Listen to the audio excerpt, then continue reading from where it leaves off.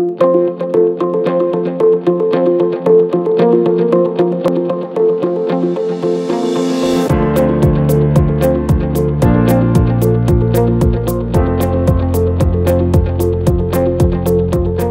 was the end of a project we've been doing with St Vincent's Primary School in Liverpool, and it's called George Garrett Travelling Man. So we've done a number of sessions with the kids talking about his life and his work. It's been an incredible project. We were amazed by how well the kids took to the project and how it inspired their writing.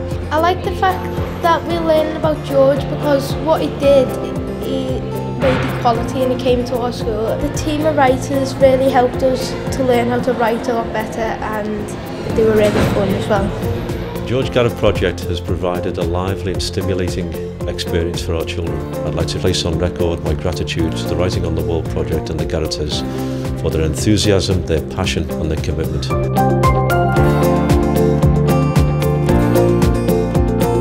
It's a project called What's Your Story, so the whole thing is about people sharing their own personal story in whichever way suits them really.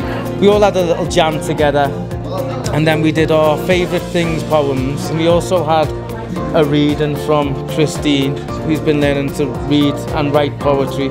We believe that creativity can have a big effect on people in all walks of life, different ages. You know, it doesn't really matter where you come from. Superb project, great idea. We'd love to work with them in the future.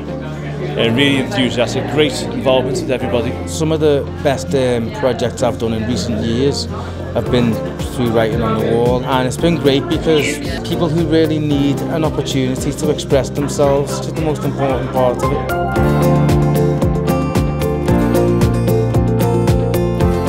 Today we're at City Labs in Manchester, an opportunity for the participants to perform some of the creative writing that they've done with Writing on the Wall, launch their book. So we incorporated that with a performance by our community stroke choir.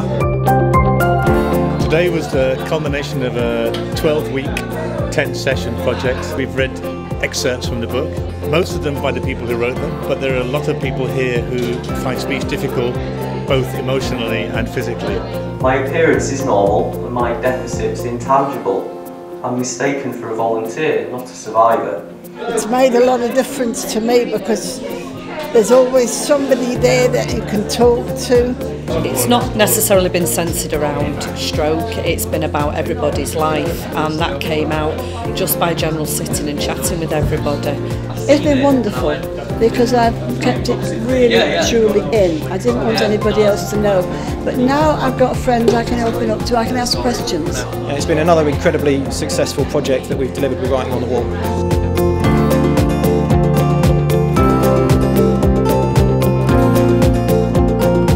What's going on here today is we've invited public and community members to come along and create over 100 black poppies, and those poppies will form part of an installation which will be displayed in Central Library. Young people need to know about this segment of not just black history but actually British colonial history. Really interesting about it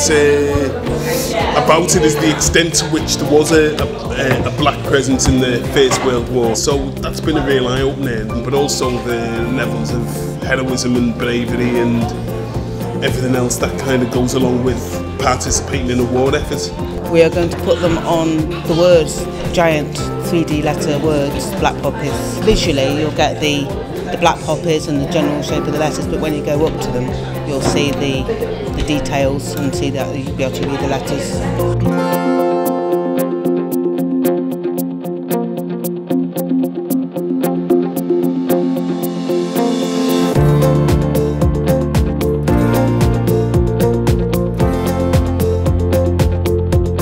It's a very important initiative because it gives the recognition for the ex-servicemen from the UK and from Merseyside as well.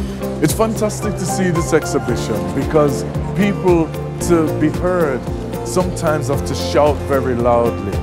This expedition achieves a recognition of these poor soldiers.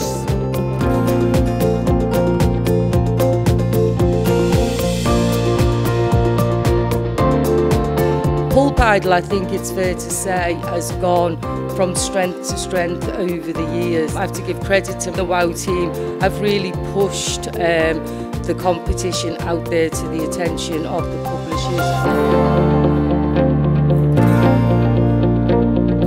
Their house is ruled by the Scouse version of the Holy Trinity: Jesus, Marx and Shankly.